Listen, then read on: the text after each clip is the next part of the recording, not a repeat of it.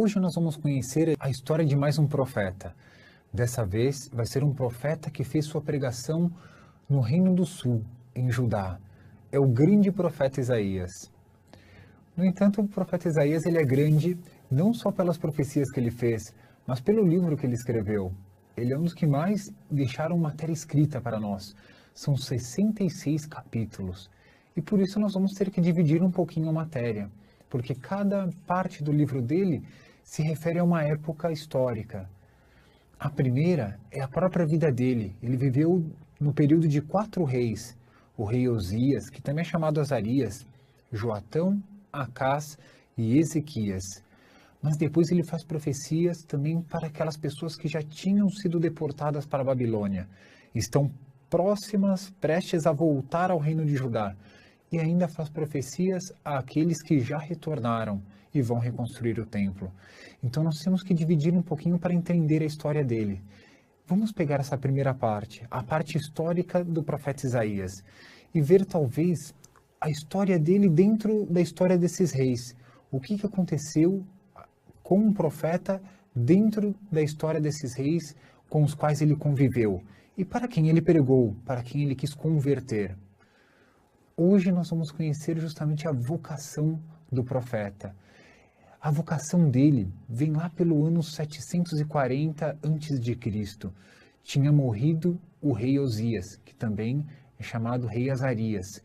E é justamente nesse momento em que morre o rei que o profeta, que tem entre seus 20 a 30 anos, vai receber a sua vocação. Como é?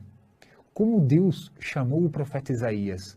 Como ele recebeu a vocação dele para ser esse grande profeta que é lembrado em pleno século 21? Ele estava no templo de Jerusalém, naquele templo que foi construído por Salomão, o grande rei Salomão. E ali ele tem uma visão. É a visão que vai ser a própria vocação dele. E vai ser um resumo da história do profeta Isaías, vai estar nessa primeira visão que ele vai ter. Ele vê um trono em pleno templo de Jerusalém. E nesse trono, ele vê o próprio Deus.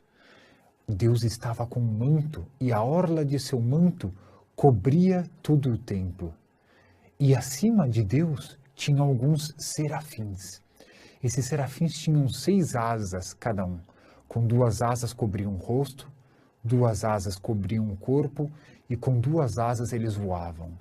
E o que diziam esses serafins? Diziam essa frase, essa aclamação: Santo, Santo, Santo é o Senhor dos exércitos. A terra inteira está repleta de sua glória. Nesse momento, a voz desses serafins faz com que se trema as portas do templo e uma densa nuvem cobre todo o interior do templo. É a presença de Deus. E Isaías ficou, ao mesmo tempo, impressionado, mas com medo. Ai de mim, eu sou um homem de lábios impuros. Eu vivo no meio de um povo que tem lábios impuros e eu vi a Deus. Agora eu vou morrer. E ficou preocupado. Foi nesse momento que voa em direção ao profeta Isaías um dos serafins. Ele toma uma tenaz e com essa tenaz ele segura uma brasa que tem no altar do templo. Leva essa tenaz em direção ao profeta Isaías e toca a brasa nos lábios do profeta. E diz, não se preocupe, com essa brasa, com esse fogo, teus lábios foram purificados. E ele fica mais tranquilo. O pecado, a culpa do profeta, se é que havia alguma culpa, tinha acabado de ser perdoado. Como? Através do fogo. Deus purificou os lábios do profeta Isaías. Agora resta saber qual é a vocação dele. Tudo isso foi uma visão. Continua, Deus começa a falar com os serafins e diz, vejam só, a quem eu poderei enviar? Quem será o meu mensageiro no mundo? E o profeta se oferece, Senhor, eis-me aqui, envia-me. Detalhe, ele não sabia para quê, ele não sabia qual era a missão. E Deus diz, então vá, em meu nome você vai falar ao povo. E o que você vai dizer? Você vai falar coisas, mas eles não vão te ouvir. Eles verão, mas não conseguirão enxergar, não conseguirão perceber. O coração deles vai pressentir, mas vai se endurecer. E o profeta, ele fica assustado. Nossa, vai acontecer tudo isso? Volta-se para Deus e com que um clamor, um gemido, pergunta, Senhor, até quando isso vai ser? Até quando as pessoas não vão ouvir a voz, a minha voz de profeta e não vão dar atenção à voz, que é o Senhor de todas as coisas? E Deus vai dizer e vai dar uma notícia trágica, até que a cidade fique vazia, até que as casas fiquem sem ninguém, até que fique sem habitantes. Só uma coisa vai crescer dentro da cidade: o abandono. Vai ser uma cidade de desolação. Todas as cidades serão desoladas. E o profeta fica mais uma vez assustado. E Deus vai dizer, mas não se preocupe, vai ser como um carvalho que nós cortamos e fica somente a raiz. Mas desse toco surgirá um rebento, será como uma semente santa. E assim é descrita nas Sagradas Escrituras, nas leituras do profeta, essa é a vocação dele. Mas o que quer dizer essa vocação? Essa vocação é um resumo do chamado que o profeta teve. Ele, ao mesmo tempo, via que ele estava como que impuro, tinha lábios impuros diante de Deus. Porque diante de Deus, quem pode se considerar puro? Deus o chamou e ele aceitou, mas ele teve que ter os lábios purificados. Toda aquela pessoa que Deus chama à conversão tem que deixar os pecados, tem que deixar uma vida errada que levava antigamente para passar a ter uma vida boa, uma vida nova, respeitando a Deus, contemplando a Deus e fazendo a vontade de Deus. Qual é a vontade de Deus? É praticar os seus mandamentos, é fazer aquilo que o profeta fez. O que fez o profeta? Anunciou esse Deus para as pessoas, quis que os outros participassem dessa alegria que ele teve. Mas ele tomou contato com uma realidade. Nem todos querem viver conforme os mandamentos de Deus. Nem todos querem ser como Deus quer que as pessoas sejam. E aí talvez até venha a perseguição contra esse profeta. As pessoas vão ouvir, mas não vão entender. Vão ver, mas não vão perceber. O coração vai se endurecer. E aí terá que vir a purificação desse povo. Deus quer a nossa santidade, Deus quer o nosso bem, mas às vezes Deus tem que usar essa didática divina, porque Deus nunca quer o nosso mal. Até quando Deus nos purifica com o fogo, Ele quer o nosso bem. E essa raiz que sobrará, essa semente santa, já é um anúncio daquilo que seria a mensagem, a salvação que virá no futuro. Por mais que aconteçam mil coisas, nosso Senhor está sempre pronto a nos perdoar. Mas nós temos que reconhecer que o caminho que levávamos antes da conversão era um caminho errado. E temos que, assim como um profeta, ser purificados e caminhar para o bem. Essa é a mensagem que nós temos já na vocação do profeta. Dessa vez vai se passar no reinado de Joatão. O que aconteceu? Nessa época tinha muita prosperidade econômica. O próprio pai de Joatão, que era o rei Osias, ele tinha conquistado todos os povos que estavam ao redor. Então tudo estava bem. Nem tudo estava bem.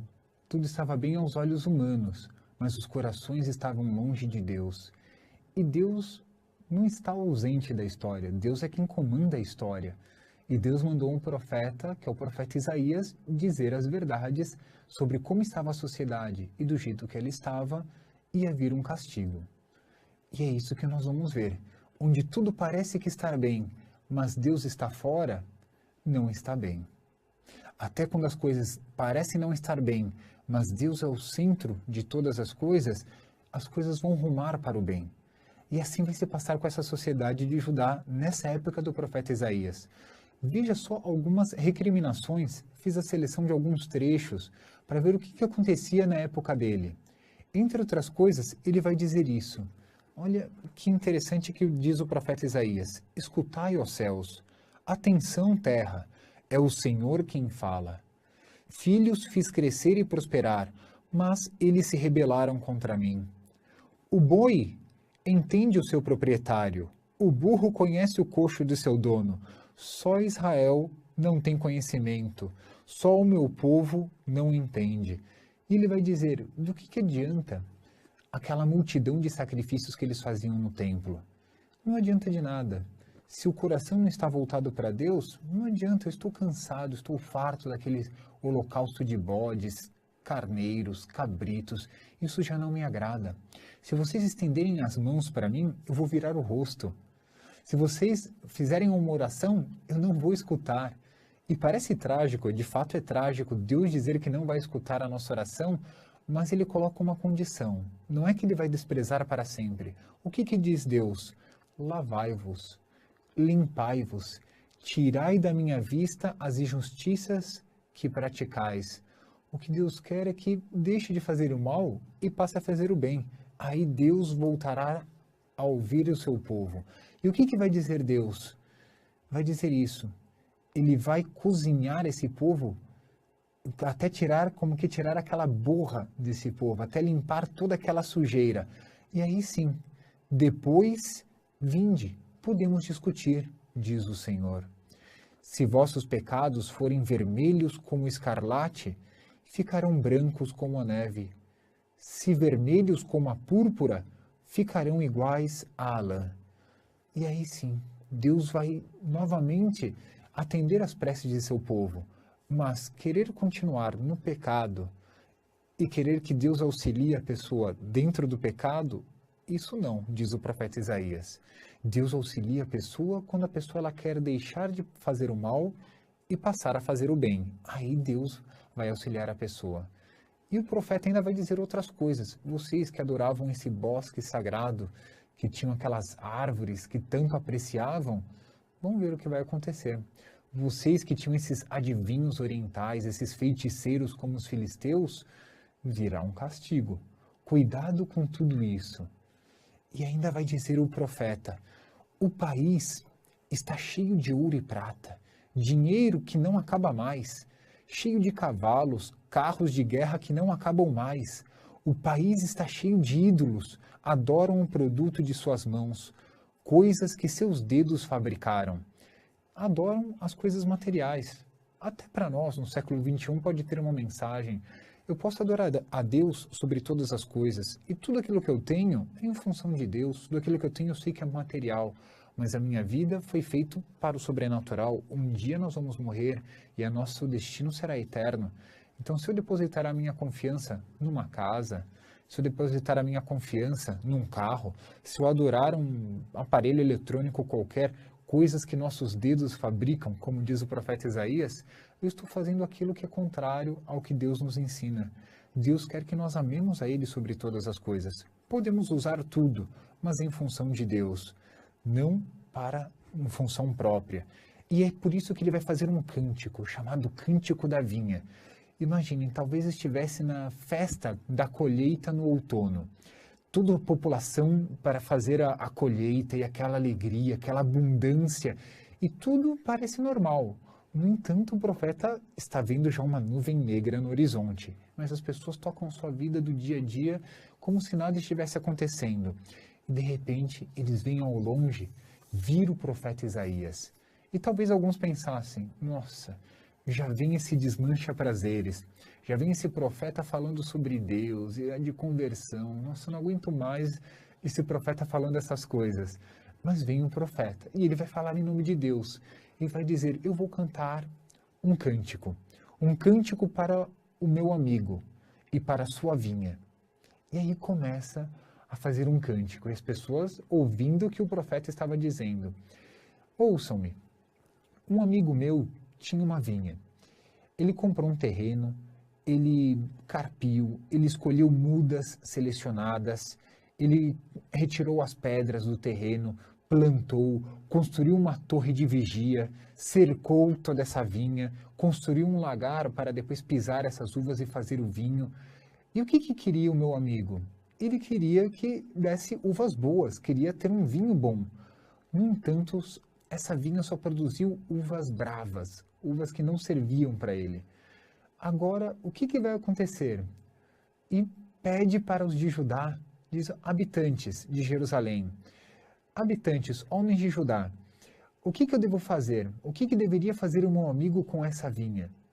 Essa foi a história que ele criou. Contou a história de uma vinha, o que deve fazer? E constituiu aquelas próprias pessoas que estavam ouvindo essa narração como juízes.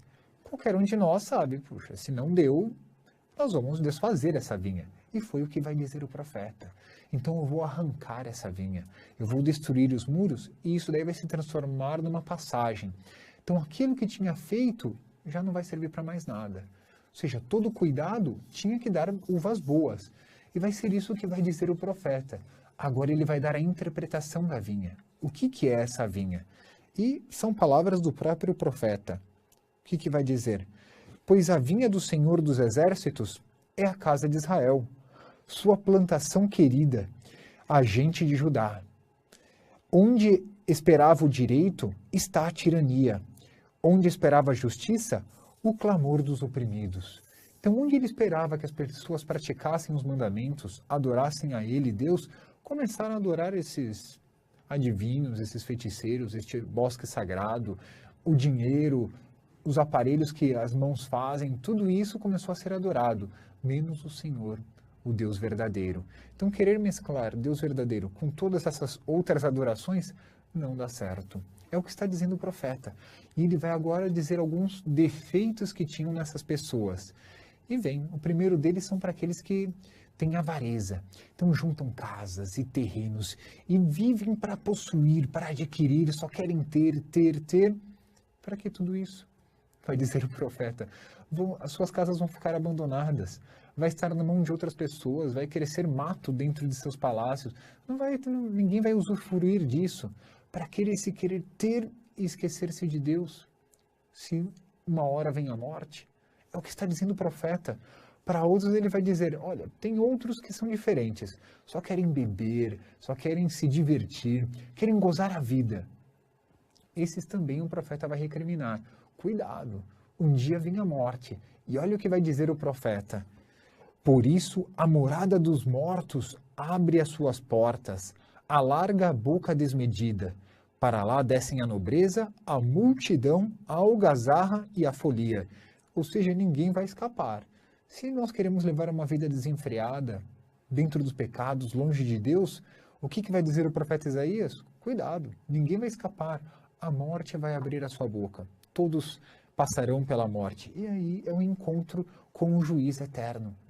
E não para por aí. Tem outros que se amarram como se fossem cordas e puxam os seus pecados amarrados nessas cordas como se puxa uma carroça. Então está tudo entranhado em pecados. Mas eles vão dizer, eu quero ver se esse Deus vai intervir mesmo. Vamos esperar. Porque eles estão numa época de prosperidade. Não tinha acontecido nada ainda.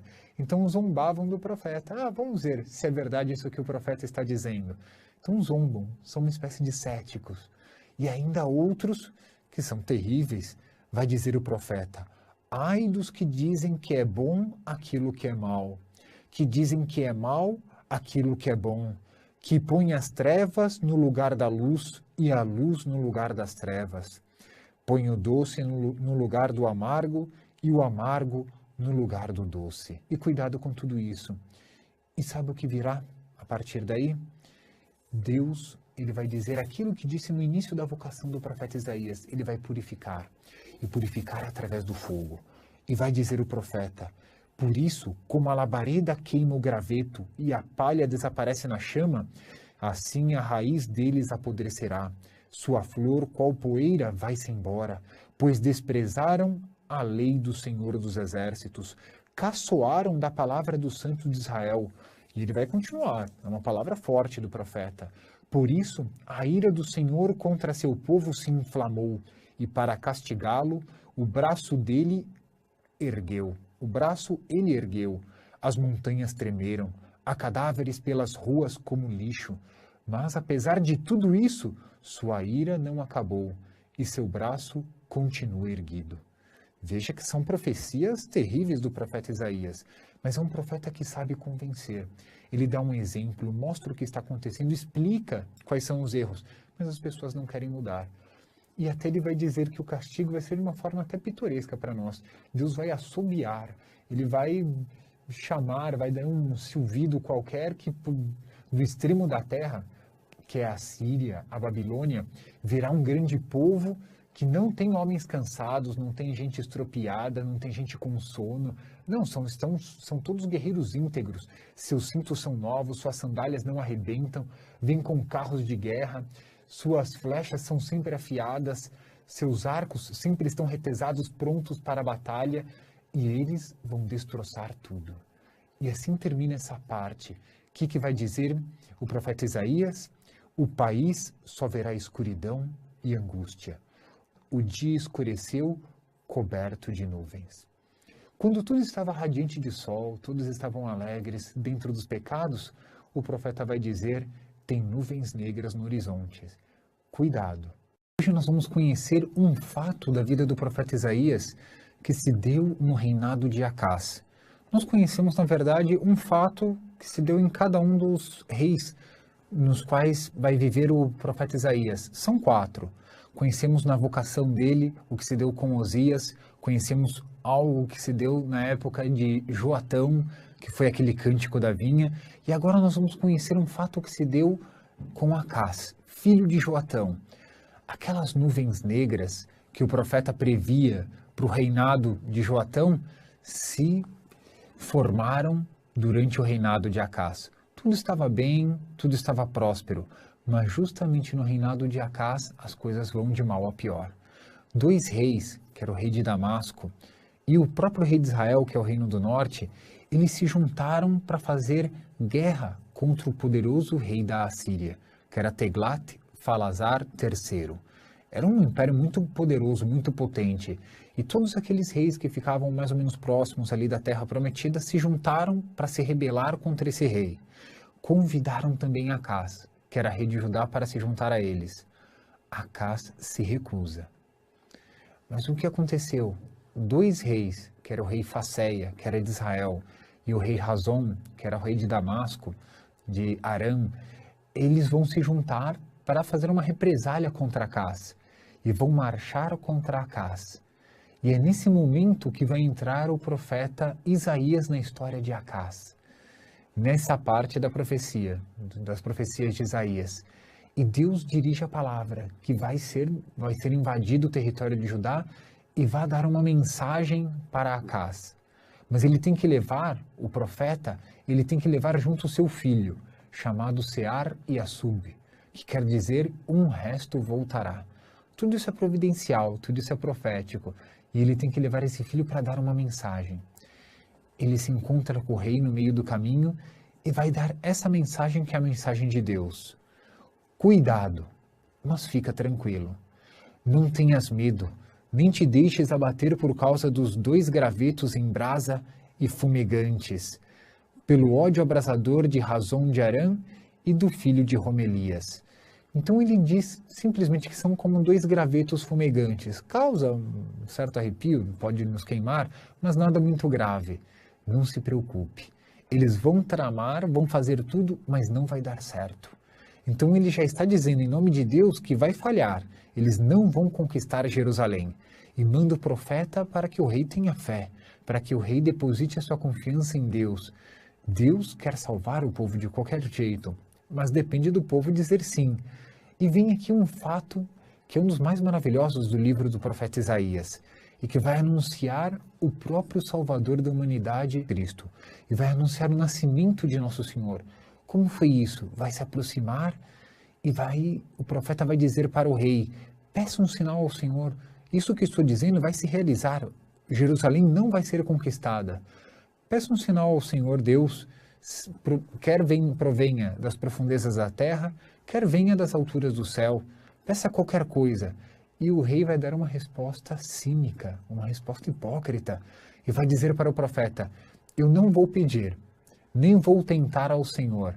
E nós pensamos, bom, ele tem fé então, porque não vai tentar ao Senhor Deus. Não é isso. É que bem provavelmente nessa época, ele já tinha pedido a ajuda do rei da Assíria. E se ele aceitar o conselho do profeta Isaías, ele vai ter que se converter, vai ter que mudar de vida, pois ele começou a praticar uma série de abominações, uma série de idolatrias. Isso está descrito no próprio livro dos reis. Inclusive, assumiu um costume bárbaro desses reis pagãos, que era fazer passar o filho pelo fogo.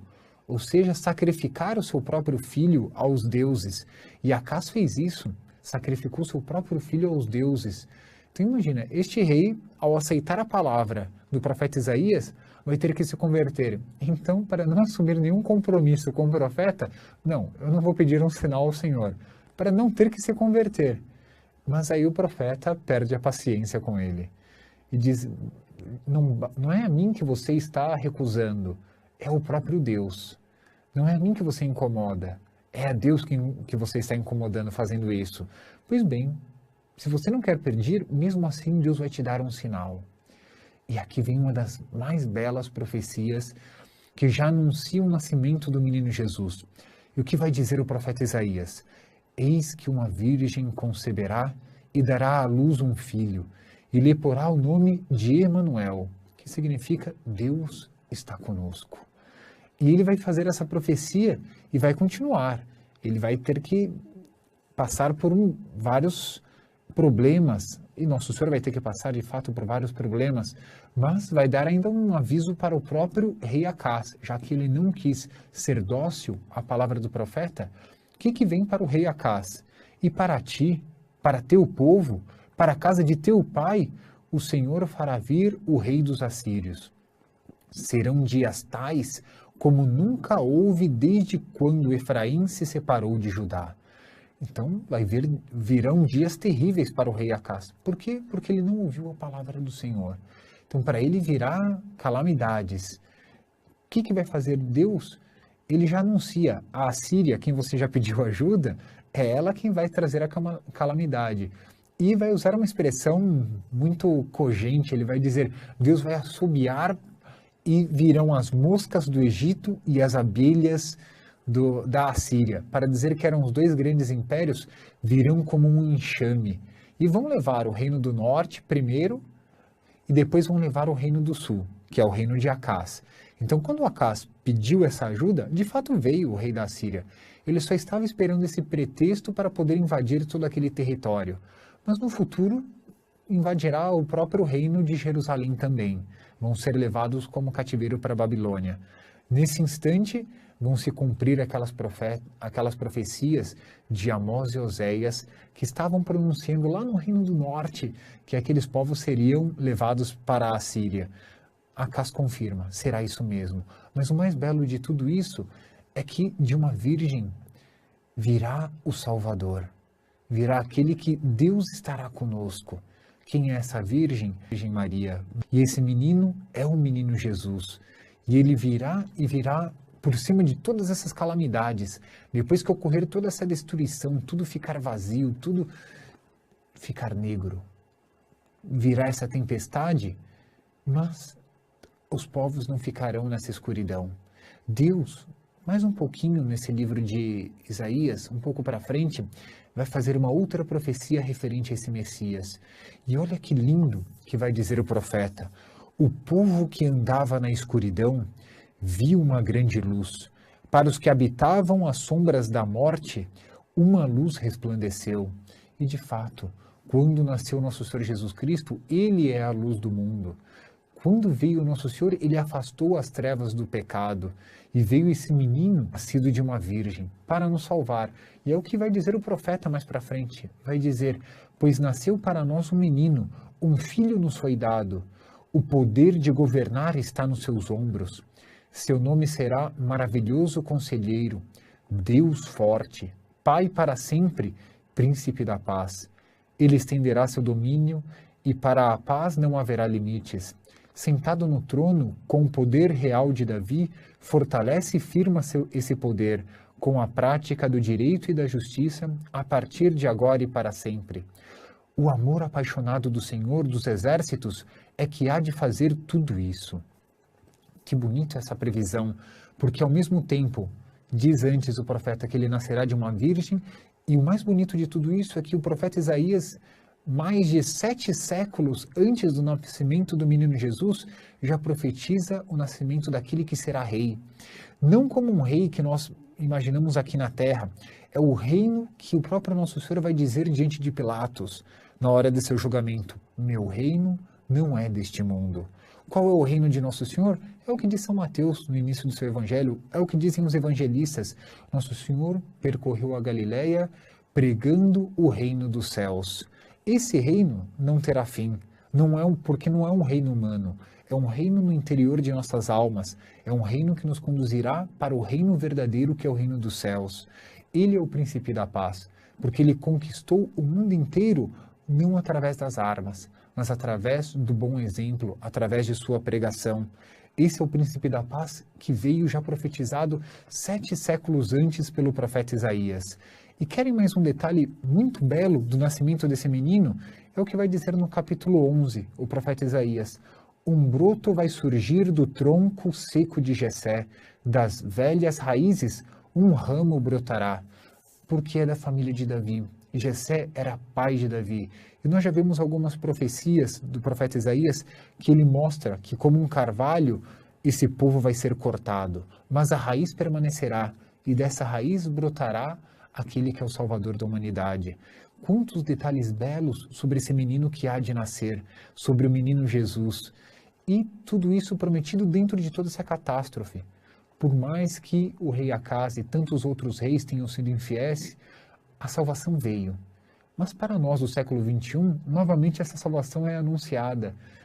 O menino Jesus já nasceu, já trouxe a redenção ao mundo. Agora, nós não podemos agir como o rei Acaz, recusar esse sinal de Deus. Acaz ainda nem conheceu o menino Jesus. No nosso caso, seria pior, conhecendo a salvação que trouxe o nosso Senhor Jesus Cristo, recusá-lo. Mas calma, esse é o convite que faz o profeta Isaías para nós do século XXI, para que nós aceitemos esse menino. Ele conviveu com 4 reis, o rei Osias, Joatão, Acaz e Ezequias. Hoje nós vamos conhecer um fato que se deu com o rei Ezequias. Lembremos que Acaz, ele não foi dócil às palavras do profeta Isaías, e portanto o profeta entrou num período de silêncio. Mas no ano 701, ele vai falar novamente. É o ano em que Senaqueribe, rei da Assíria, vai tentar invadir Jerusalém.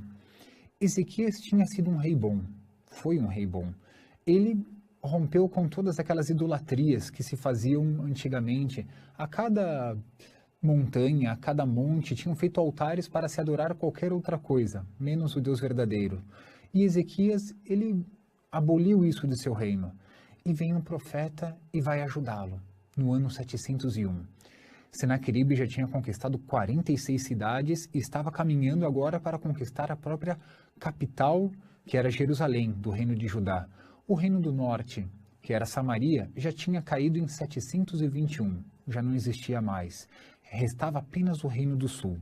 E vem um embaixador, uma embaixada do rei da Assíria e vai fazer uma proposta, que Judá se renda de uma vez. Mas ele usa termos que são ofensivos a Deus. Ele diz, bom, vocês querem fazer aliança com os egípcios? Pois bem, lembrem-se que o Egito é uma espécie de taquara rachada.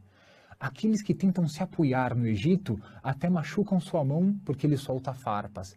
Então o Egito não será capaz de salvá-los. Se vocês querem, ao contrário, confiar no vosso Deus, também não conseguirão. Nenhum Deus das nações que nós já conquistamos pôde libertá-las. Nem o reino do norte, que tinha o mesmo Deus que vocês, pôde libertá-las de nossas mãos. E aquele orgulho da Assíria. E aí, nesse momento, ele faz uma proposta. Se quiserem, o rei da Assíria oferece 2.000 cavalos. Se vocês forem capazes de conseguir 2.000 cavaleiros que cavalguem neles.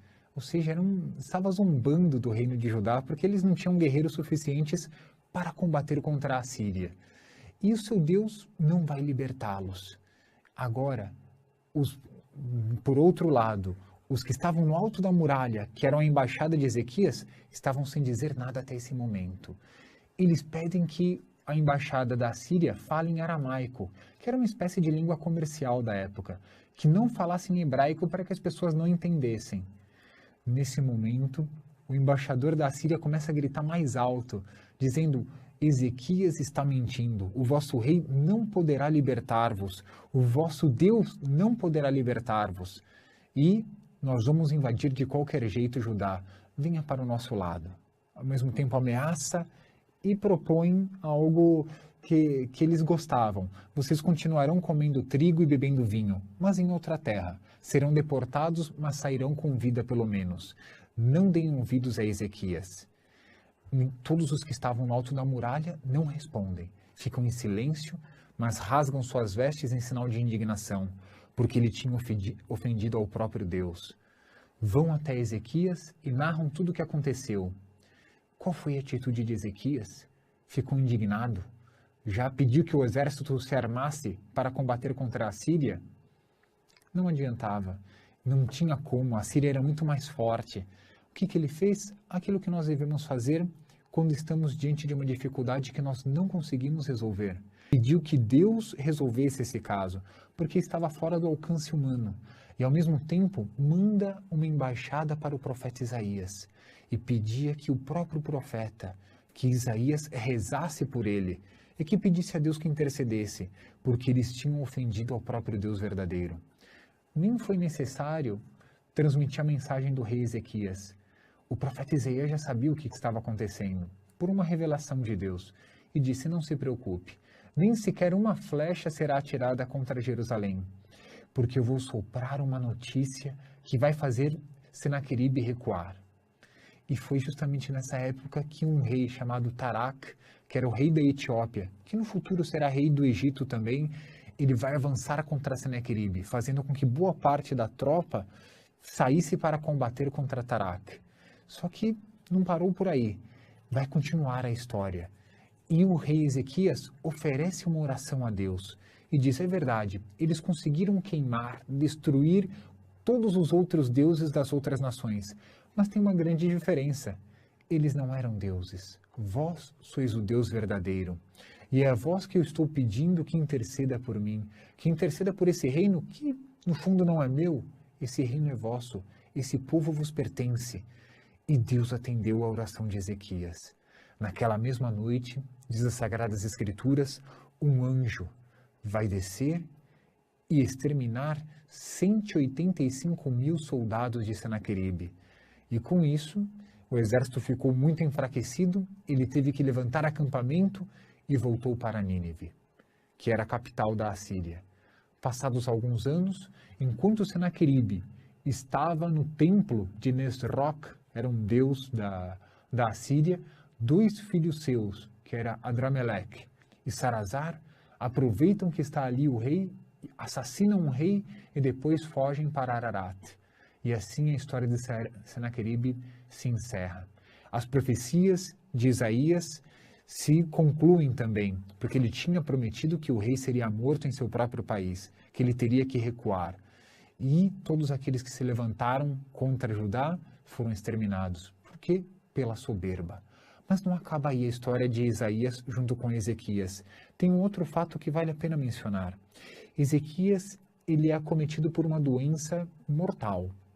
Está para morrer e o profeta Isaías vai visitá-lo e diz: põe em ordem todas as contas de tua casa e de teu palácio, porque Deus vai chamar a tua vida. Vós ireis para a mansão dos mortos. Ezequias fica triste.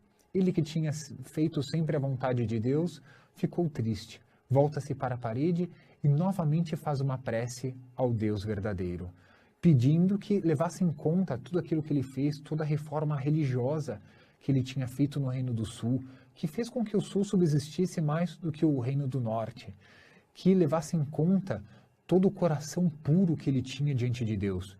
E Deus ouviu a oração. Mostra como Deus ele fica contente com a oração e, sobretudo, a oração daqueles que querem caminhar na trilha reta de Deus. E manda uma notícia para o profeta Isaías, uma profecia. Ele volta, estava já no pátio do palácio, volta até os aposentos de Ezequias e diz: está bem, Deus ouviu a tua oração e lhe deu mais 15 anos de vida. E nesses 15 anos você poderá fazer muitas coisas ainda por Deus. E eu vou lhe dar um sinal. Acás tinha um relógio de sol. E qual foi o sinal? A sombra que vai caminhando de acordo com o passar do sol, ou seja, à medida que a Terra se movimenta, a sombra que produz o sol vai se movimentando. Essa sombra vai voltar 10 graus, ou seja, não vai ir para o sentido que ele tem que ir, mas vai retornar. E esse será o sinal de que você será curado. E ainda deu um remédio feito com figos, uma espécie de emplasto, e coloca sobre a ferida, e ele viveu mais 15 anos. E uma embaixada vinda da Babilônia, do rei Merodach-Baladã, vai dar as boas novas, vai como que agradecer, vai dar as felicitações porque ele se recuperou. Era comum esses favores entre os reis. E Ezequias mostrou todo o palácio para eles. Quando palácios, tesouros, quando eles foram embora, se apresenta o profeta Isaías. Isaías pergunta para Ezequias: veio alguém lhe visitar? Sim, veio uma embaixada da Babilônia. E eles viram alguma coisa? Sim, viram todo o palácio, viram todas as riquezas. E o profeta Isaías faz uma previsão. Apesar de que Ezequias foi um rei bom e verá outro ainda chamado Josias, a maioria dos reis não foram bons. E não vão seguir as palavras do profeta Isaías, bem como dos outros profetas. E um dia, essa terra, que é a terra de Judá, será devastada pela Babilônia, não pela Assíria, como foi o reino do norte, mas será devastada pela Babilônia e será levado como cativo. E todos os tesouros de teu palácio serão levados. Tudo aquilo que você vê agora será levado para a Babilônia. E essas profecias de Isaías se cumpriram. Passa-se o rei Ezequias, passa inclusive o profeta Isaías. Diz uma antiga tradição que na época de Manassés, que era filho de Ezequias, ele não gostava do profeta Isaías, mandou inclusive serrar Isaías pelo meio. Conseguiu silenciar as palavras humanas de Isaías, mas não conseguiu silenciar suas profecias. Milênios depois, em pleno século XXI, estamos recordando as palavras do profeta Isaías. E quais são essas palavras? Cuidado para não andar no pecado. Cuidado para não fazer a vontade própria e não a vontade de Deus. Ezequias viveu. Ezequias, por ter feito a vontade de Deus, teve sua vida prolongada, conseguiu vencer um dos maiores impérios da terra, o maior império que havia naquele tempo, que era o reino da Assíria. Todos aqueles que estão unidos a Deus são capazes de enfrentar qualquer problema, atravessar qualquer dificuldade. Mas aqueles que se voltam contra a palavra de Deus, contra o profeta, contra os mensageiros de Deus, cuidado, esses serão destruídos. O tempo passou e as profecias de Isaías se cumpriram. Babilônia conseguiu suplantar o reino da Assíria. E um rei da Babilônia, chamado Nabucodonosor, conseguiu invadir e conquistou todo o território de Judá. Ele levou os habitantes deportados para a Babilônia.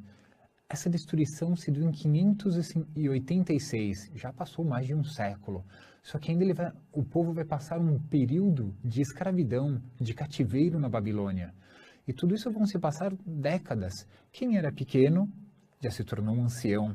Quem já era ancião já passou os umbrais da morte. E alguns até nasceram na própria Babilônia. E o povo quase que se perguntava como que Deus permitiu isso? Se o nosso Deus é o Deus verdadeiro, como ele foi derrotado? E não foi Deus que foi derrotado. Foi o povo a quem foi culpado pelos seus próprios pecados e foi deportado para a Babilônia. Inclusive, a Babilônia serviu de instrumento nas mãos de Deus, como castigo para o seu povo. Só que foi cruel a Babilônia. Escravizou de uma forma terrível os filhos de Israel. E essa parte do livro de Isaías, que começa no capítulo 40, ela já anuncia aqueles que estão há anos, há décadas no cativeiro, que vai acabar esse cativeiro. Eles foram para o cativeiro, mas já vão voltar para a terra prometida. Isso depois de muitos anos, estamos repetindo. E assim começa essa parte da profecia. Consolai, consolai o meu povo, diz o vosso Deus.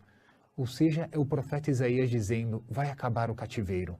Eles pagaram seu pecado e separei alguns trechos dessas profecias que tem do profeta Isaías para mostrar como vai ser uma espécie de um novo êxodo, quase que uma ressurreição do povo que tinha ido para a Babilônia. E diz que foi pelo próprio pecado que o povo pagou com o cativeiro na Babilônia. Vai dizer o profeta, falai ao coração de Jerusalém, anunciai-lhe, seu cativeiro terminou, sua culpa está paga, Da mão do Senhor já recebeu por suas faltas o castigo dobrado. E é bem isso. Imaginemos, por exemplo, uma tempestade. Só que antes de iniciar a tempestade, em algumas tempestades ocorre uma calmaria. Todos nós já vimos isso. Tudo parece parado, até o vento, a natureza. Só os animais começam a agitar-se. E quase que nós sabemos que a tempestade está chegando mais pela reação dos animais do que pelos nossos sentidos. Nós não percebemos, os animais percebem. Algo disso se passa com o sobrenatural. Às vezes vem uma tempestade que é permitida por Deus, nós não percebemos. Os profetas percebem, porque os profetas estão vendo aquilo que é a intenção de Deus. Então, quando tudo parecia tranquilo na época do Reino do Sul, Isaías já anunciava, virá uma tempestade que é o reino da Babilônia, e ninguém acreditava. Depois, quando eles já estavam estabelecidos na Babilônia, e tudo parecia tranquilo, o profeta anuncia, vai acabar esse cativeiro. Tem que acreditar, porque eles não estão vendo nada que vai anunciar que vai acabar esse cativeiro. No futuro virá, como nós conheceremos nas profecias de Isaías. Mas veja, Babilônia nessa época é forte, é um império que parece imortal, mas diante de Deus é só a graça, é só Deus que é eterno. Vejamos o que diz o profeta. Eu estive irado contra o meu povo, desonrei os que eram minha herança e os entreguei nas tuas mãos. Mas tu não tiveste compaixão para com eles. Carga pesada puseste aos ombros dos velhos em dura escravidão. Tu dizias, vou dominar para sempre. Mas nunca te vinham à mente essas coisas, nem suspeitavas do teu fim. Porque é Deus só que é eterno. Os reinos, os grandes impérios passam. E o profeta parece até zombar. Eles faziam procissões com aqueles ídolos da Babilônia. E o profeta parece fazer uma espécie de zombaria contra isso. Como que alguém assistindo uma procissão diz, vendo essa procissão, Bel caiu de bruços, era um dos deuses. Nebo tombou. Suas imagens foram confiadas a jumentos, animais de carga. É carga pesada para os animais cansados. Os ídolos tombam e caem de vez, incapazes de socorrer quem os carrega. Eles mesmos estão indo para o cativeiro. Deus mostra que Ele é o único Deus, que todos aqueles a quem os babilônios se apoiavam para dizer que eram seus deuses, na verdade não são nada.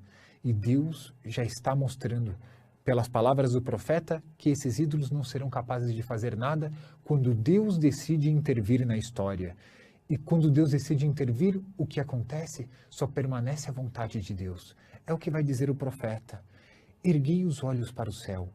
Olhai a terra cá embaixo. Os céus evaporam qual fumaça. A terra como trapo se acaba. Seus habitantes morrem como moscas. Só minha salvação é eterna. Só minha justiça não tem fim.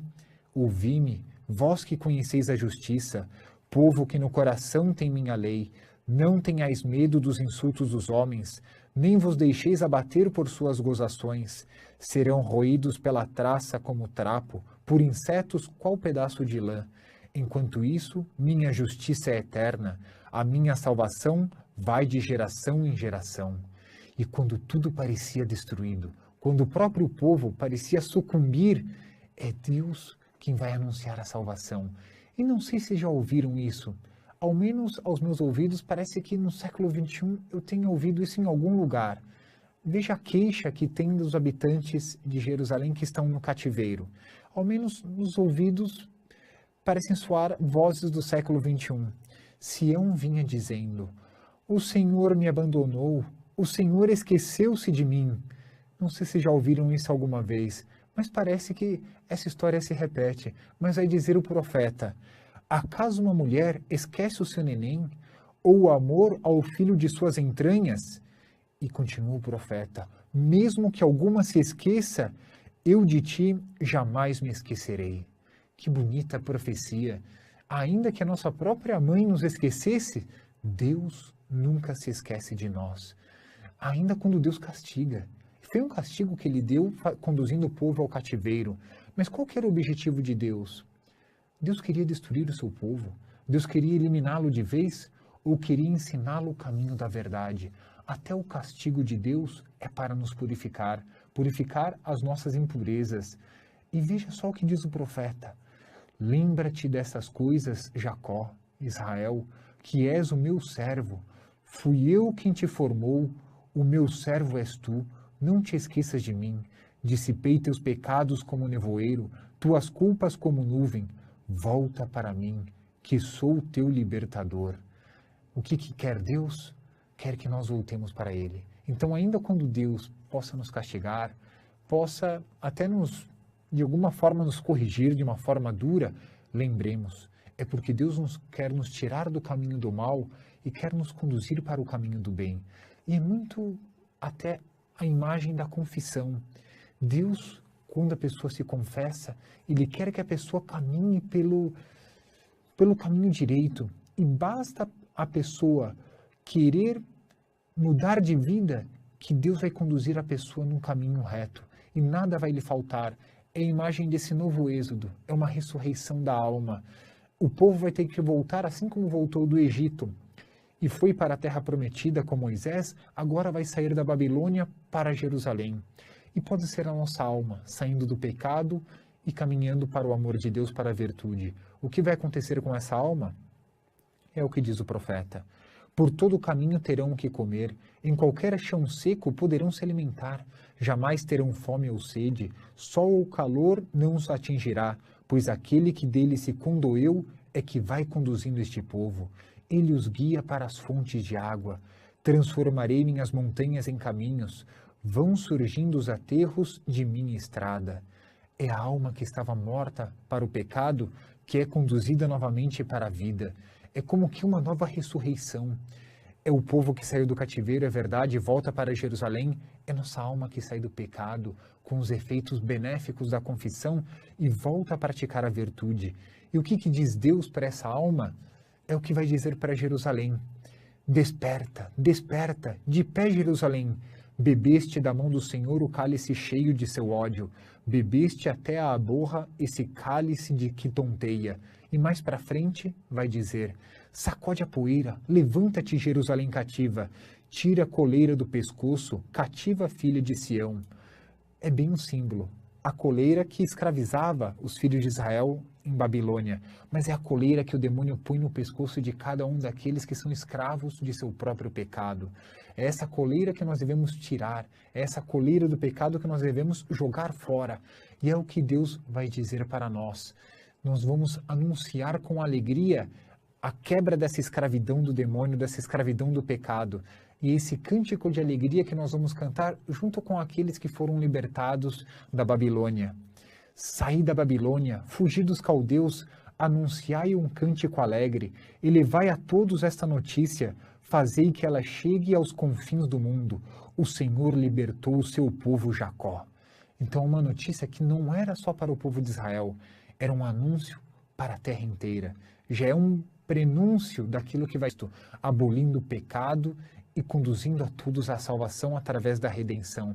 E se me permitem, eu vou parafrasear o profeta e vou dizer isso: saí do pecado, fugi dos demônios, anunciai num cântico alegre, levai a todo esta notícia, fazei que ela chegue aos confins do mundo.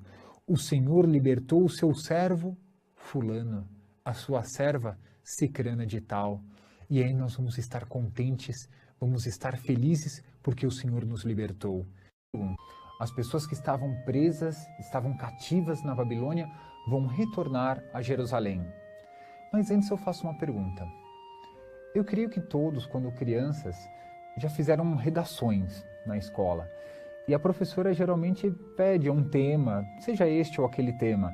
E é comum que os alunos perguntem: professora, quantas linhas deve ter essa redação? 5 linhas, 10, 20 linhas? E como as crianças são crianças, elas, vai ser 15 linhas. Então, eles fazem uma letra bem grande para preencher logo essas 20 ou 15 linhas. Por quê? Porque a criança quer se ver livre dessa redação.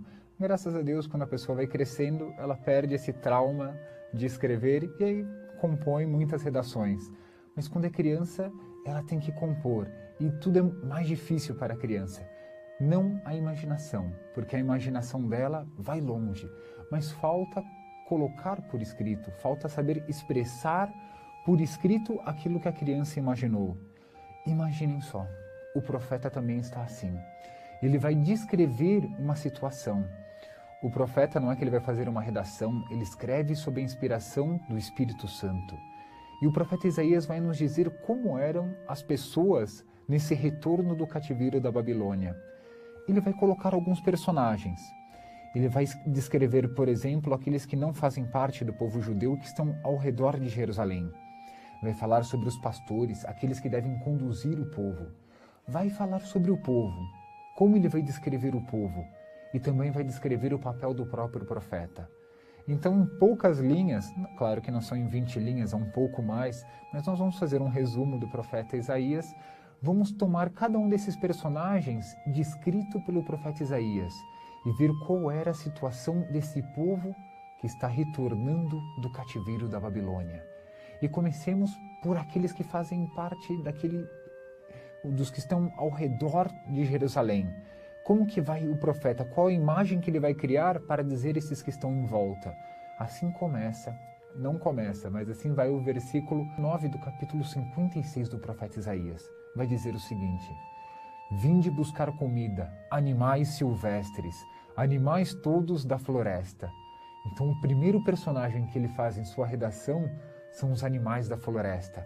Compara aqueles povos que estão ao redor como animais famintos, esperando por sua presa. E quem é? É o próprio profeta, é o próprio Deus quem vai dizer: vinde, pode arrasar com tudo. Então, aquilo que seria uma grande alegria, ser libertado do cativeiro da Babilônia, ao mesmo tempo já tem os seus senões. Não está totalmente de acordo com aquilo que os profetas queriam para eles. Mas não para por aí. O profeta agora vai descrever, além desses povos que estão ao redor, os pastores, aqueles que têm a missão de guiar o povo. Como eles vão ser comparados pelo profeta Isaías?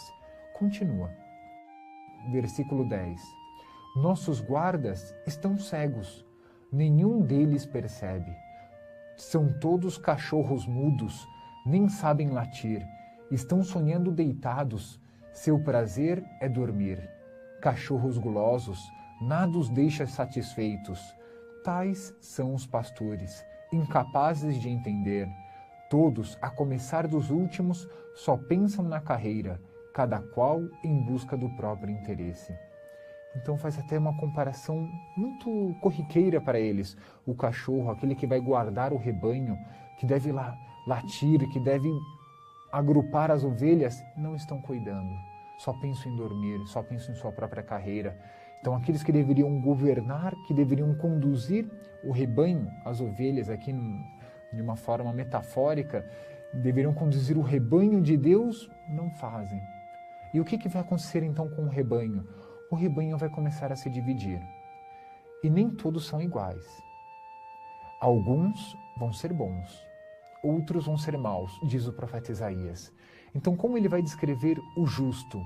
O justo, na linguagem das Sagradas Escrituras, sobretudo aqui em Isaías, vai significar o santo. Justo é o santo, a justiça é a santidade. Então, o que vai ser do justo, do santo, no meio desse rebanho que não está sendo guardado? Vamos ver a descrição do profeta. O justo desaparece e ninguém se incomoda. Homens de bem são eliminados e ninguém percebe. Vítima da injustiça, o justo é eliminado.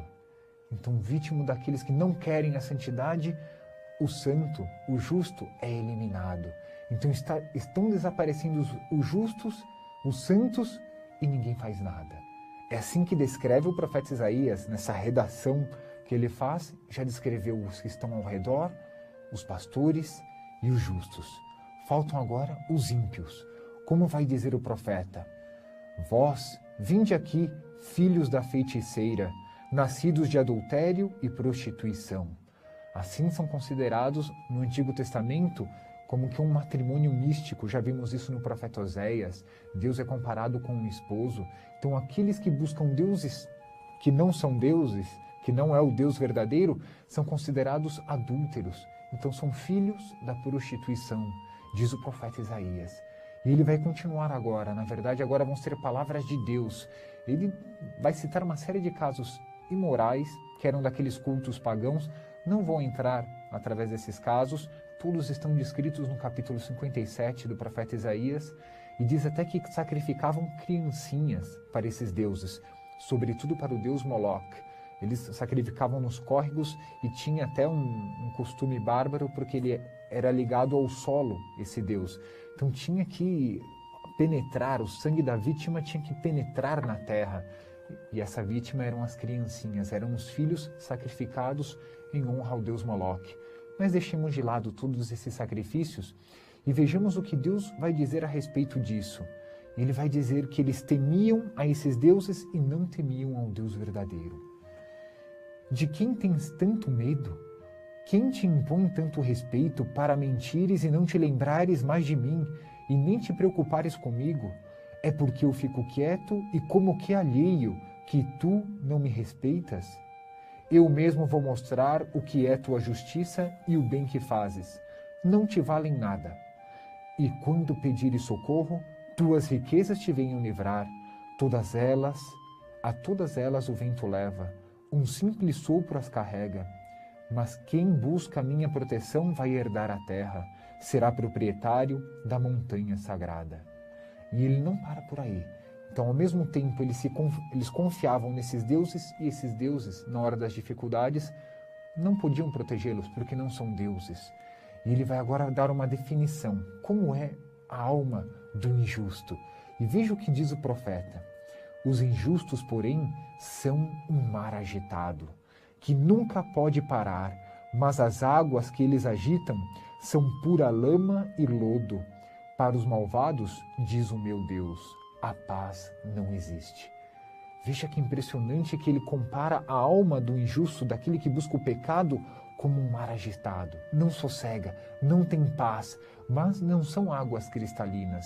Esse mar agitado é de lama e lodo, porque esse é o símbolo do pecado. O pecado é a lama, é o lodo no qual a pessoa se encharfuda e fica ali como que se regozijando no pecado. Mas não tem paz. Assim que passa o pecado, aquela fruição, vem aquela amargura, vem aquela angústia na alma. E é por isso que agora o profeta Isaías vai descrever o profeta. Se nós sabemos quem é o ímpio, quem é o justo, quem são os pastores, quem são os povos que estão ao redor, quem são os profetas? E veja a forma como ele vai descrever os profetas. Grita sem parar com toda a força, solta a voz como trombeta, mostra a meu povo os seus crimes, os pecados da casa de Jacó. Então não descreve o próprio profeta, mas descreve aquilo que ele tem que fazer, tem que gritar, tem que anunciar, tem que mostrar que o povo está se desviando. Mal foi libertado do cativeiro da Babilônia e o povo já está buscando o pecado. O que ele tem que fazer? O profeta é como a sentinela, está no alto de uma torre, observa. Ao menor sinal de alguma confusão, o profeta tem que gritar, tem que anunciar que aquilo não está bem. Isso é a função do profeta. Mas nós podemos pensar, será que Deus não faz nada? Porque se Deus vê tudo isso que está acontecendo, por que Deus não toma uma atitude? E às vezes pode acontecer isso até no século XXI. Nós vemos talvez atitudes que não sejam boas, ou todas serão boas no século XXI, não sei, cada um poderá julgar, mas podem ser que não sejam boas. Pode ser que a humanidade não esteja caminhando para glorificar a Deus, para amá-lo, para seguir a vontade de Deus. E parece às vezes que Deus está parado. Deus como que não está atuando. É o que diz um pouco antes o profeta Isaías. Por que isso acontece? E continua o profeta. Vamos acompanhar a descrição do profeta Isaías. Não foi o braço do Senhor que ficou curto demais para salvar, nem ficaram surdos os seus ouvidos, e ele incapaz de escutar. Ao contrário, vossas injustiças é que viraram um abismo a distanciar-vos do vosso Deus. Foram vossos pecados que esconderam a divina face, impedindo-o de escutar. Muito bonito essa imagem que ele cria de que é um abismo. Então, está aqui. Vamos, de uma forma muito humana, imaginar nós, seres humanos e Deus, no alto de uma montanha. Mas, de repente, um terremoto ou qualquer coisa, e cria uma espécie de um vácuo, um buraco, um abismo entre nós e Deus. Esse abismo não foi Deus quem criou. Esse abismo, segundo o profeta Isaías, foi criado pelos nossos pecados. Então, Deus está sempre disposto a nos ajudar, a nos ouvir, mas desde que as nossas injustiças, os nossos pecados, não criem esse abismo. E Ele vai dar alguns motivos, vai dizer o porquê, por causa de roubo, mentiras, assassínios e tantas outras coisas. Mas Ele cria umas tantas imagens muito cogentes, que são daquela época. Ovos de víboras, teias de aranha, caminhos, a trama que tece tecidos. Então, em poucos versículos, ele vai descrever alguns dos motivos pelos quais criou-se um abismo entre Deus e os homens. Vejamos o que diz o profeta. Só se confia no que não tem valor, só se fala o que não é verdade. Grávidos de más intenções dão à luz a desgraça. Chocam ovos de víboras, tecem teias de aranha. Se alguém lhe escolhe os ovos, morre. Se lhes quebram a casca, saem cobras venenosas. As tramas que eles tecem não servem para fazer roupas. Ninguém consegue cobrir-se com o produto de seu trabalho. Seu trabalho fabrica maldade, produzem violência com a habilidade de suas mãos. Seus passos levam ao crime. Para derramar sangue inocente eles correm. Seus planos só projetam a maldade. De violência e destruição é feita a sua estrada. Esperávamos a luz, chegou a escuridão. Aguardávamos a luz do dia, tivemos de andar em plena noite. E ele cria várias imagens na sequência para dizer a mesma coisa. É por causa dos pecados. Alguns mentem, outros roubam, outros enganam, outros escondem a falsidade dentro de si, são como ovos de víboras. E assim todas essas maldades humanas criaram um abismo entre Deus e os homens. Nada pior. Nada pior do que como que Deus não escutar as nossas preces. Não porque Deus não possa escutar, mas porque nós criamos esse abismo entre nós e Deus. Agora o profeta, nós podemos nos perguntar, Deus vai ficar como numa espécie de arquibancada celeste, vendo a maldade humana de muitos daqueles que estão querendo fazer o mal, vendo os justos sendo eliminados, como diz o profeta Isaías, e não vai agir? Dentro de toda essa descrição do profeta Isaías, como ele, profeta Isaías, vai descrever a Deus? Como nós descreveríamos a Deus dentro de toda essa composição que fez o profeta Isaías? Como o profeta Isaías vai imaginar a Deus?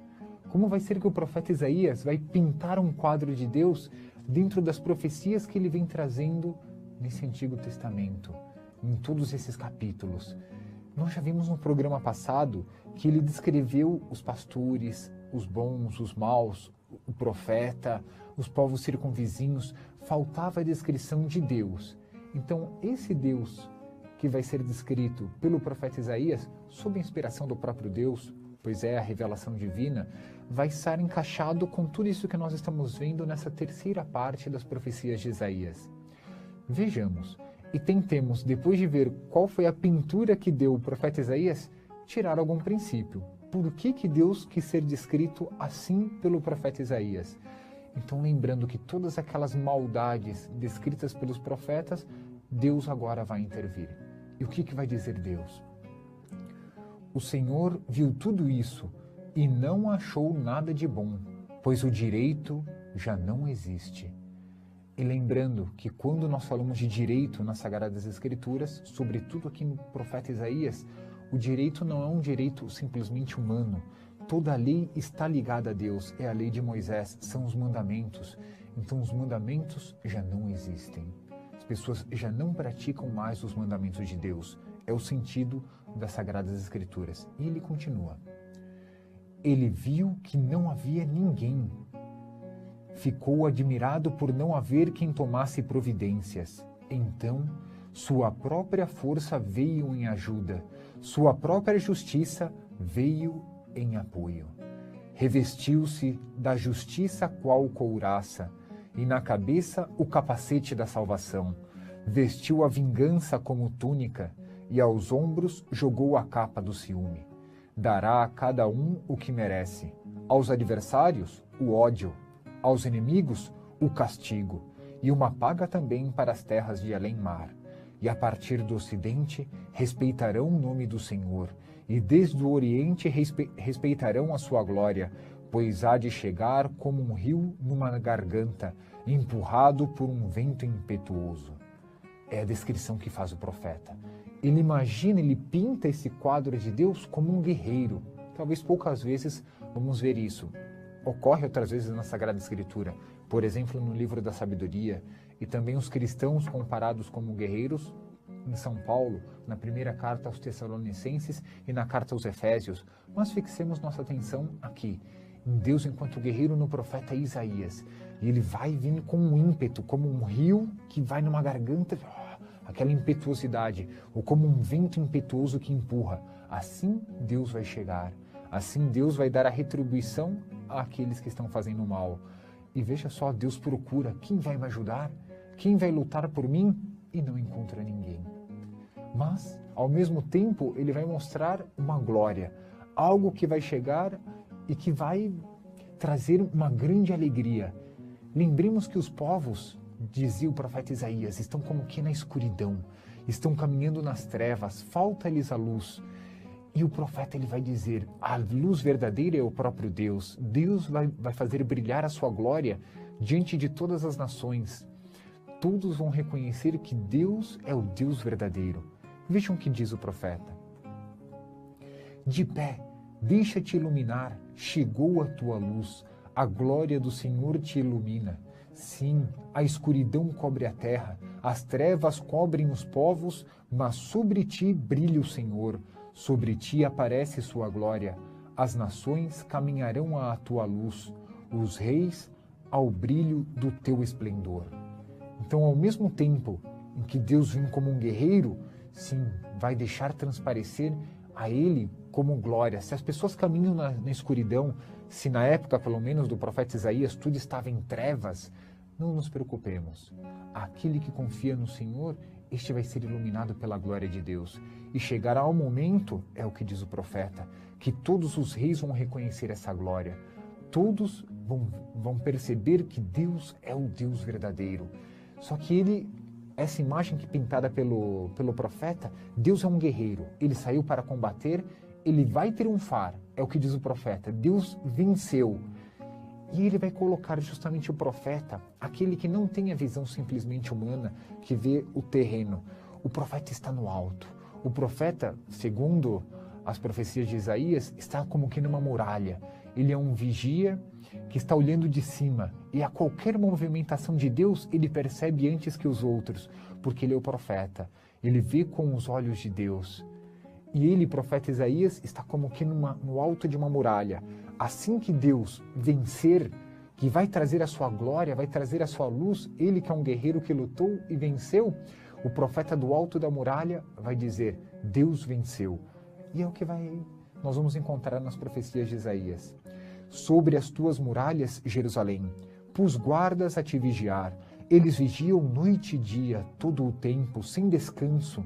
Vós que sempre celebrais o Senhor, não tenhais descanso, nem deixeis que ele tenha descanso até confirmar, até fazer de Jerusalém o poema do mundo. Que bonita imagem!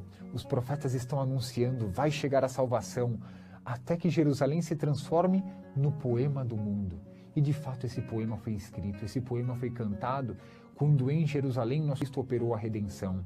A partir daí o mundo inteiro ouviu esse poema. A partir daí todos os reis, todo o orbe terrestre ficou sabendo qual é a glória do Senhor. Deus se encarnou, morreu por nós, operou a redenção e se tornou Jerusalém um poema para o mundo. Mas não acaba aí. Imaginemos que ainda do alto das muralhas o profeta está observando. Deus, ele vai resgatar o povo. Só que ele vem como um guerreiro. Estamos seguindo essa imagem do profeta Isaías. E ele vem como um guerreiro que está do lado de dentro da muralha, tem que abrir as portas. Deus tem que entrar. E vamos ver como que é um cortejo real daquele rei que lutou e venceu por nós. Veja só toda essa composição que criou o profeta Isaías em suas profecias. Vamos, passai pelas portas, abri caminho para o povo. Cortai, rasgai uma estrada, tirai fora as pedras, erguei uma bandeira para os grupos. Eis o que o Senhor faz ouvir até os confins do mundo. Dizei à cidade de Sião, o teu Salvador está chegando, com ele vem a tua recompensa, à frente dele, suas conquistas. Então, como que esse Deus guerreiro pintado pelo profeta Isaías vem com suas conquistas, abrimos as portas, ele vai entrar em Jerusalém. Ele é o triunfador, cada grupo tem a sua bandeira, aqueles que lutaram a favor de Deus, aqueles que lutaram a favor de nós, Cristo. E cada um agora vai ter que ver quais são as conquistas de Deus. Mas agora o profeta, ele vai estabelecer um diálogo entre ele, profeta, e Deus como um guerreiro. E olha só como a descrição que ele vai fazer. E depois ainda vamos tentar tirar um princípio de tudo isso que estamos dizendo. Prestemos atenção. Quem é este, tão solene em suas roupas, tão imponente ao caminhar? Vai responder Deus. Sou aquele cuja palavra é justiça, poderoso para salvar. E continua o profeta. De onde vem o vermelho de tuas roupas? Tua veste parece a de alguém que pisoou uvas. E agora Deus vai dizer por que as vestes deles estão manchadas. Pisoei sozinho as uvas no lagar, do meu povo ninguém me acompanhou, amassei os povos com toda a minha raiva, pisoei com todo o meu ódio e o caldo espirrou em minhas vestes, sujei a minha roupa toda. Pois chegou o dia da vingança que eu queria, o ano de eu promover a libertação. Olhei, não havia quem me ajudasse. Pasmei, não havia quem me apoiasse. Quem me valeu foi o meu braço, minha indignação me sustentou. Amassei os povos com toda a minha raiva. Eu os pisoei com todo o ódio e derramei seu caldo pelo chão. É uma imagem tétrica. O próprio Deus dizendo isso, ele se manifesta como um guerreiro que pisa os povos como se pisa a uva no lagar, espirra o caldo da uva e ficou tinto de sangue os seus próprios vestidos, as vestes de Deus enquanto guerreiro. É uma imagem fortíssima, mas foi pintada pelo profeta Isaías. E o profeta Isaías, como todos os outros livros das Sagradas Escrituras, foram uma inspiração do próprio Deus. O próprio Espírito Santo inspirou toda a Sagrada Escritura como autor principal. Logo, nós temos que tirar um princípio disso. Se está assim na Sagrada Escritura, qual é a razão disso estar assim? Temos que buscar um significado. Mas vejamos, depois do profeta ouvir toda essa descrição de Deus, ele vai suplicar a Deus. Ele vai pedir a Deus porque ele reconhece que nós somos pecadores. Se depender de nós, estamos perdidos. Então, qual é essa súplica que o profeta vai levantar até Deus? Olha com atenção aí do céu, de tua morada santa e majestosa, onde está o teu ciúme e a tua valentia, teu coração comovido, tua paixão para comigo estão recolhidos? Por que nos fazes desviar, Senhor, do teu caminho? Por que nos endureces o coração para perdermos teu temor? Volta atrás, por amor de teus servos, por amor das tribos que são tua herança. Por que os malvados penetraram teu santuário? Nossos inimigos profanaram teu lugar sagrado. Desde há muito parecemos um povo jamais governado por ti, e sobre quem jamais teu nome for invocado. Que bom se abrisses o céu e descesses. Diante de ti, as montanhas iriam derreter. Ele faz uma súplica. Parece que Deus não nos governa mais. Tudo parece desviado do caminho bom e reto. Os inimigos penetram no santuário. Quizá faça menção a Jerusalém. Quando os povos entraram em Jerusalém e destruíram o templo construído pelo rei Salomão. Mas, ao mesmo tempo, ele suplica. São os nossos pecados. Reconhece que são os nossos pecados que nos afastam de Deus. E pede. Ele pede uma solução. E o profeta como que não vê a hora de Deus intervir na história. Porque o profeta vê tudo isso e quer que Deus opere a salvação. Quer que Deus intervenha. Faça justiça para os bons e também coloque os maus no seu lugar. É o que o profeta está pedindo. Mas ele reconhece com humildade que os nossos pecados nos arrastam para o mal. E ele faz duas comparações. Como que o vento, o furacão que nos arrasta e a onda do mar que vai contra nós, e isso sendo dos nossos pecados. Veja o que diz o profeta. Murchamos todos nós como folhas secas, como vento, nossos pecados nos arrastam. Não há quem invoque o teu nome, quem acorde para em ti se apoiar, pois escondeste de nós a tua face. Deixaste que, como onda, a força dos nossos pecados nos arrastasse. Ele faz agora essas duas comparações.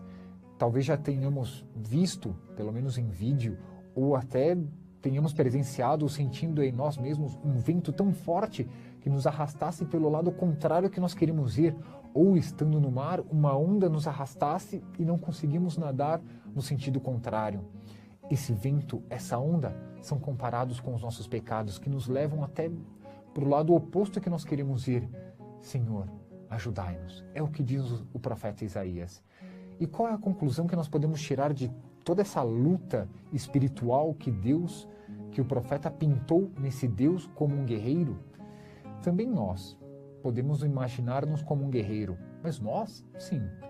E é São Paulo quem vai pintar essa nova imagem de um cristão, mas também, ao vencer o mal, a luta que nós temos que travar é uma luta espiritual contra o pecado, contra o mal. E vejamos então, para concluir, as próprias palavras de São Paulo, que são muito mais eloquentes do que se eu as transmitisse aqui. E ela está na carta aos Efésios e mostra esse cristão revestido de uma nova armadura. Assim como o profeta Isaías pintou esse Deus guerreiro, São Paulo vai pintar um cristão guerreiro para a luta já no Novo Testamento. Vejamos então como essa imagem pintada por São Paulo. Enfim, fortalecei-vos no Senhor, no poder de sua força, revesti-vos da armadura de Deus, para que possais resistir às ciladas do diabo.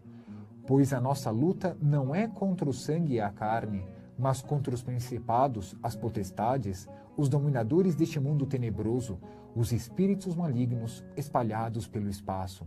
Por isso, protegei-vos com a armadura de Deus, a fim de que possais resistir no dia mau, e assim, empregando todos os meios, continueis firmes. Ficai, pois, de prontidão, tendo a verdade como cinturão, a justiça como couraça, e os pés calçados com zelo em anunciar a boa nova da paz. Em todas as circunstâncias, empunhai o escudo da fé, com o qual podereis apagar todas as flechas incendiadas do maligno. Enfim, ponde o capacete da salvação e empunhai a espada do Espírito, que é a palavra de Deus. Então São Paulo, ele coloca todas as armas de um guerreiro, ele fecha um guerreiro completo com espada, escudo, capacete, couraça, cinturão, os calçados para anunciar o evangelho da paz, a espada para anunciar a palavra de Deus. Quando propaga a fé, estamos utilizando dessa espada espiritual, estamos lutando com a luta espiritual que São Paulo nos ensina, que o profeta Isaías nos ensinou. O que nós temos que fazer? Lutar com Deus, com essa armadura espiritual de que nos fala São Paulo. Eu acho que todos já tiveram a oportunidade, ou pelo menos já ouviram falar, como deve ser uma orquestra. Vários instrumentos, tem uns vários naipes de instrumentos, um naipe de cordas, depois madeiras, metais, percussão e daí por diante. Cada um tem um grupo de instrumentos que estão tocando. E à frente existe um maestro ou um regente que vai coordenando todos os instrumentos, todos os sons, os cantores também, e a orquestra vai tocando e vai evoluindo aquela música com altos, baixos, com expressões. E no final, às vezes a música é muito grandiosa, o maestro dá um sinal e todos, ao mesmo tempo, dão um acorde grandioso que dão uma espécie de feixe em toda a obra que eles estão executando. Assim, uma espécie de gran finale, que faz toda essa orquestra. O profeta Isaías vai fazer algo nesse gênero. Ele, como uma espécie de regente ou maestro das palavras bíblicas, como um profeta, ele vai dar um grande fecho em todas as profecias que ele veio trazendo e que nós acompanhamos com ele. E esse vai ser um grande fecho do profeta Isaías. Como que ele vai fechar as suas profecias? Aproveitemos os 2 últimos capítulos dele, que ele vai tratar de um tema pelo qual nós vamos passar. Mas eu só vou dizer no final. E vamos então acompanhar o profeta Isaías, ver o que ele vai começar a dizer. Acompanhemos. Atendi a quem não me pedia, fui encontrado por quem não me procurava. A uma nação que não invocava meu nome, respondi, aqui estou eu, aqui estou eu.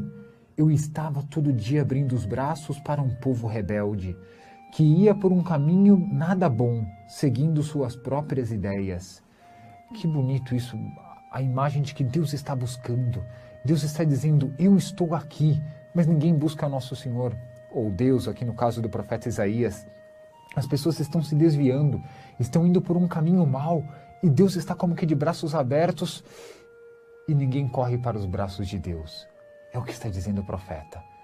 E Deus, ele tem como que, vamos imaginar de uma forma muito humana, um diário.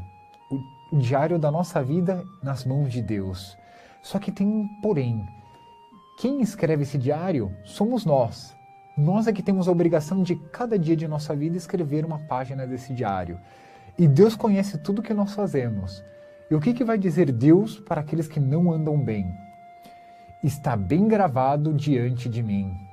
Não me calarei, ao contrário, cobrarei, colocarei a paga bem no colo deles.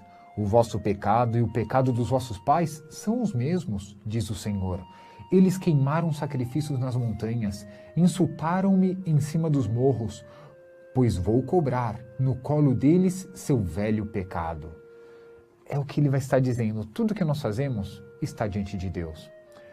Nada fica oculto aos olhos de Deus, a esses divinos olhos que nos acompanham, não para nos fulminar simplesmente. Deus está como que, é o que estava dizendo o profeta, com os braços abertos. Ele espera que nós caminhemos para os braços deles, que caminhemos para o amor de Deus. Mas, muitas vezes nós não ouvimos que Deus está dizendo para nós, eu estou aqui, e justamente nós caminhamos para o outro lado. Mas Deus não abandona. Quem de fato ama Deus, quem de fato quer ir para os braços de Deus, Deus acolhe.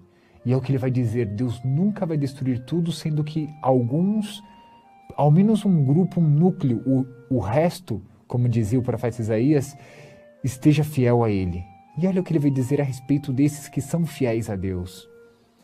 Assim diz o Senhor, ao encontrar um cacho de uvas com o suco escorrendo, costuma-se dizer, não cortes, ele tem uma bênção. O mesmo farei eu por causa dos meus servos, não acabarei com tudo. Assim também aconteceu na época de Noé. Não foi toda a humanidade exterminada, porque Noé permanecia fiel. Assim também aconteceu com Ló, sobrinho de Abraão. Por causa da sua fidelidade, ele foi retirado de Sodoma e Gomorra antes que essas cidades fossem destruídas. Assim, Deus acompanha o caminho, o percurso de cada um daqueles que querem caminhar em direção aos braços de Deus. Deus jamais os abandona. Mas aqueles que se desviaram do caminho, veja o que diz o profeta. A vós, porém, que abandonastes o Senhor, esquecestes minha montanha sagrada, e pondes a mesa em honra do deus Gade ou em honra de Mene, encheis a taça de coquetel, marquei para morrerdes à espada, ninguém escapará da matança. Eu chamei e ninguém respondeu. Falei e ninguém obedeceu, só praticastes o que é mal a meus olhos, só escolhestes o que me desagrada. E ele vai dizer o profeta, aqueles que são bons terão um coração como que em festa, e aqueles que são maus terão um coração em amarguras. Porque são os dois caminhos que nós podemos seguir. Não há um terceiro caminho, de acordo com o profeta Isaías. Ou nós estaremos caminhando para os braços de Deus, ou estamos desagradando a Deus. Segundo o profeta Isaías, não há uma terceira posição que podemos mais ou menos agradar a Deus e mais ou menos ofendê-lo. Não existe essa posição. Devemos escolher, claro, ir para os braços de Deus. Ele está com os braços abertos, pronto para nos receber. Mas tem alguns que ainda duvidam da palavra do profeta, zombam daqueles que querem ser bons, que querem caminhar para os braços de Deus. E o profeta vai ressaltar, veja só a zombaria dessas pessoas. Ouvi a palavra do Senhor, vós que tremeis diante de sua palavra. Alguns irmãos que vos odeiam e que por causa do meu nome vos discriminam dizem: que o Senhor mostre então a sua glória, para vermos a alegria que será a vossa. Eles é que ficarão decepcionados. Então, ao mesmo tempo que as pessoas duvidam, alguns provocam: bom, já que está dizendo tudo isso, o profeta, bom, se manifeste Deus. Já que está falando tudo isso, quero ver se esse Deus é verdadeiro. Manifeste-se. Logo depois, o profeta imagina como que uma cerimônia no templo. E olha o que vai acontecer dentro do templo. As pessoas tranquilas, né? Deus não está atuando, Deus não age na história, Deus está separado, Deus está como que descansando, dormindo no céu. E veja a imagem que o profeta cria. Ouve, balbúrdia na cidade. Ouve, é do templo. Ouve, o Senhor fazendo justiça. É a paga para os inimigos. Ao mesmo tempo, nós estamos chocados. É Deus fazendo justiça. Dentro do templo, às vezes, é na cidade. Deus dando a paga para os inimigos. Aqueles que não acreditavam que Deus era capaz de intervir na história, agora é tarde demais. Deus já está castigando. E nós podemos pensar: nossa, mas esse Deus é um Deus forte pintado pelo profeta Isaías. E ao mesmo tempo nós temos que ter em vista que Deus é todas as perfeições. Ele não tem esta ou aquela perfeição, mas Deus é suas próprias perfeições. Deus é a inocência, Deus é a misericórdia, Deus é o perdão, Deus é a justiça e Deus é todas as perfeições. Tirar uma dessas perfeições de Deus é quase que tirar a sua divindade, porque nós vamos estar vendo a Deus apenas por uma de suas infinitas facetas, porque Deus é infinito, Deus é eterno. E o que vai dizer logo depois dessas imagens fortes? O que vai dizer o profeta? Ele vai comparar a Deus como uma mãe. Ao mesmo tempo que comparou a Deus como um guerreiro, com vontade de lutar e que entra e extermina os inimigos, Deus é como uma mãe. Veja só o equilíbrio que faz o profeta Isaías. Acompanhemos o próprio profeta. Qual mãe que acaricia os filhos, assim vou dar-vos meu carinho. Em Jerusalém é que sereis acariciados. Ao ver, vosso coração se alegrará. Vossos corpos como planta rejuvenescerão. É o poder do Senhor que se manifesta em favor de seus servos. Sua indignação contra os seus inimigos. Então, ao mesmo tempo, ele mostra Deus como um guerreiro, lutando e vencendo, mas por outro lado, Deus é como uma mãe. Novamente nós temos esses dois caminhos. Nós temos que escolher qual o caminho que nós vamos seguir. No final de um caminho, encontraremos Deus enquanto guerreiro, nessa justiça de Deus. Do outro lado, se nós caminharmos bem, praticando os mandamentos de Deus, nós encontraremos Deus como uma mãe. Então aqui está as duas facetas, de infinitas facetas de Deus, porque é Deus. Nós vamos ver aqui ao lado, de um lado, Deus guerreiro e Deus como uma mãe. São imagens totalmente parecendo opostas, mas que em Deus se coadunam. Porque em Deus existem todas as perfeições, elas não se chocam, elas se harmonizam, justamente porque Ele é Deus. Então, claro, nós temos que escolher de que lado nós vamos estar. E ao mesmo tempo, nós começamos as profecias de Isaías falando sobre o fogo que purificou os lábios na vocação do profeta. Terminemos também falando do fogo, esse fogo que purifica, esse fogo que é usado tantas vezes na imagem, nas Sagradas Escrituras, que é o fogo que é usado para castigar, para purificar. Vejamos o que ele diz sobre o fogo. Eis que o Senhor vem com o fogo, seus carros parecem tempestade, vem desabafar o calor de seu ódio, a sede de vingança com chama de fogo. Trazendo fogo, o Senhor vem demandar, com sua espada ele ameaça o mundo. As vítimas do Senhor vão se multiplicar. E ao mesmo tempo sai da imagem da mãe e volta para o fogo purificador. E ele vai dar agora esse grande finale. O profeta Isaías vai dar como maestro esse último acorde de toda essa música, de toda essa obra, se quiserem, até de uma ópera que ele foi tocando ao longo de seus 66 capítulos. E ele vai terminar com a imagem do juízo final.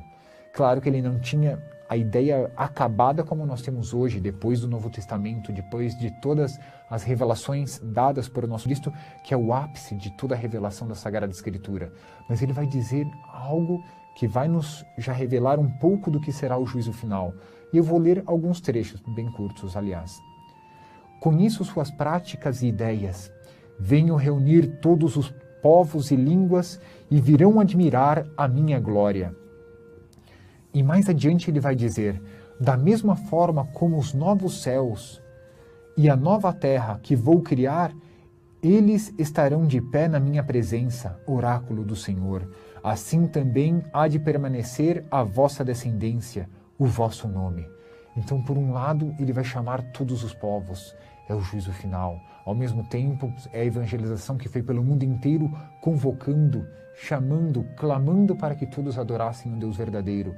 E Deus agora vai fazer a igreja triunfante.